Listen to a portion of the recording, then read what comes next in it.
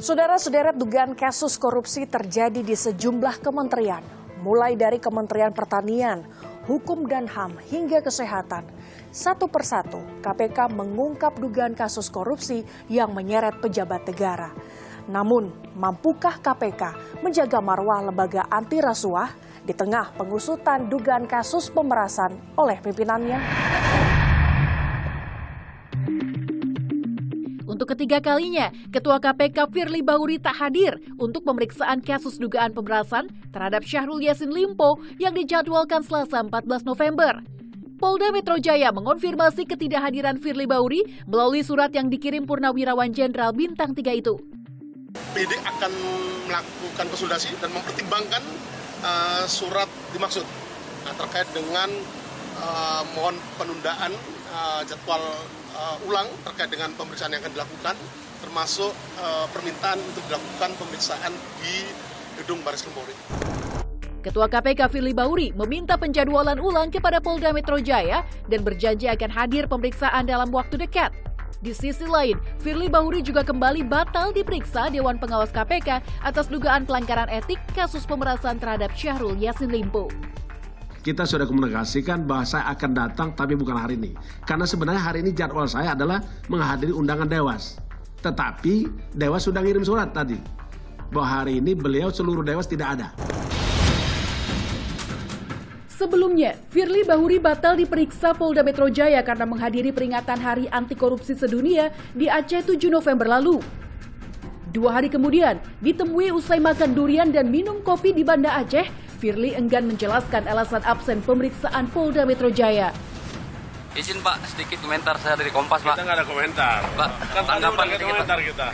Pak, kita udah ketemu tadi. Ya Pak, tadi janji abang ke Aceh melakukan tugas ini. Pak, di sini ke agenda apa Pak?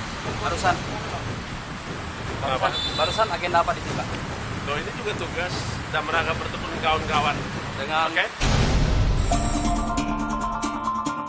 Namun, upaya jurnalis Kompas TV sekaligus Kompas.com, Raja Umar, dan jurnalis Puja TV Lala Nurmala meminta keterangan Firly justru direspon dugaan intimidasi tim pengamanan Firly Bahuri. Satu pengawalnya, nggak tahu saya apakah dia polisi atau siapa, dia langsung juga larang saya, bang nggak ada boleh ambil video dan foto di sini. Nah saya langsung bilang, aman bos, makanya saya juga langsung minta izin, saya lagi melakukan tugas jurnalistik. Kepala Bagian Pemberitaan KPK Ali Fikri pastikan telusuri dugaan intimidasi jurnalis saat kunjungan Ketua KPK di Aceh.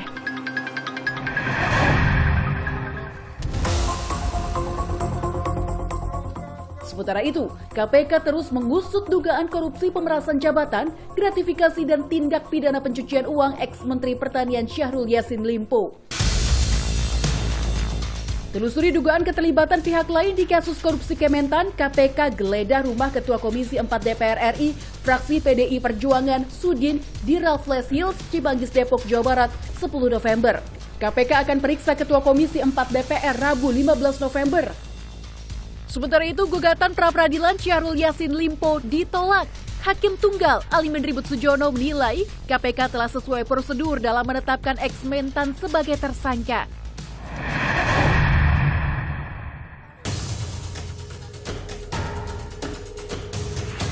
Sorotan kasus korupsi lain terjadi di Kementerian Hukum dan HAM. KPK tetapkan Wakil Menteri Hukum dan HAM Edward Omar Syarif Hiarie alias Edi Hiarie sebagai tersangka dugaan suap dan gratifikasi dari pengusaha tambang nikel Helmut Hermawan. Kemudian pada penetapan tersangka Wamenkumham, benar itu sudah kami tanda tangan sekitar 2 minggu yang lalu Pak Sade. Ya, sekitar 2 minggu yang lalu dengan 4 orang tersangka ya, dari pihak penerima 3, pemberi 1. KPK menyebut Edi diduga menerima suap senilai 7 miliar rupiah dan gratifikasi setara 1 miliar rupiah. Diduga, Helmut Hermawan minta Edi Hiarie mengubah akta PT Citra Lampia Mandiri dalam data Kemenkumham. PT Citra Lampia Mandiri memiliki konsesi tambang nikel lebih dari 2.000 hektar di Luwu Timur, Sulawesi Selatan. Edi Hiarie diduga gunakan rekening 2 asistennya menerima aliran dana dari Helmut Hermawan. KPK menggandeng Pusat Pelaporan dan Analisis Transaksi Keuangan (PPATK) menelusuri uang yang berpotensi mengalir ke orang terdekat Wamenkum Edi Hiarie. KPK mencatat, Edi Hiarie memiliki total kekayaan sebesar 20,6 miliar rupiah. Terdiri dari tanah dan bangunan senilai 23 miliar, transportasi dan mesin 1,2 miliar, kas dan setara kas 1,9 miliar. Kekayaan Edi dikurangi utang dan dilaporkan senilai 5,4 miliar rupiah. Silakan aja proses, tapi kita kan harus ada praduga tak bersalah. Iya. Beliau di mana Pak posisinya Pak sekarang Pak? Saya nggak tahu. Kasus dugaan suap dan gratifikasi Wamenkumham Edi Hiarie dilaporkan Ketua Indonesia Police Watch (IPW) Sugeng Teguh Santoso pada 14 Maret 2023 lalu. Diterima melalui asprinya, ya, dalam kaitan dugaan saya adalah jabatan. Walaupun peristiwa tersebut terkait dengan permintaan bantuan seorang warga negara kepada Wamen EOSH, ya, saya katakan itu ada aliran dana 7M.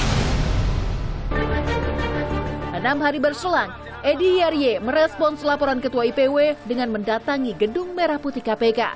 Atas inisiatif kami sendiri, ya, kami melakukan klarifikasi kepada Komisi Pemberantasan Korupsi atas aduan IPW yang tendensius mengarah kepada fitnah.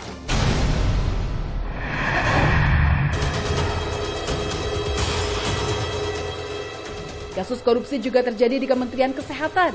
KPK tetapkan tersangka atas kasus dugaan korupsi pengadaan alat pelindung diri APD COVID-19 di lingkungan Kementerian Kesehatan tahun anggaran 2020-2022. Namun, KPK belum membuka nama dan identitas tersangka meski telah menandatangani surat perintah penyidikan. Nilai proyeknya 3,03 triliun. Dari perkara ini berkenaan dengan dugaan penyalahgunaan kewenangan begitu ya, sehingga ada dugaan timbul kerugian keuangan negara. Jadi untuk sementara kerugian keuangan negara ini mencapai ratusan miliar rupiah. Menteri Kesehatan Budi Gunadi Sadikin menyebut dugaan korupsi APD terjadi sebelum dirinya dilantik 23 Desember 2020 lalu. Memang kan ada pembelian yang harus cepat dilakukan di awal-awal, sehingga dapat terjadi banyak harga-harga yang mungkin tidak sesuai atau berbeda-beda. Yang penting kita dukung semua langkah penegakan hukum itu. Satu persatu, KPK mengungkap dugaan kasus korupsi yang terjadi di sejumlah kementerian. Namun, mampukah KPK menjaga marwah lembaga anti rasuah di tengah pengusutan kasus pemerasan yang diduga dilakukan pimpinannya?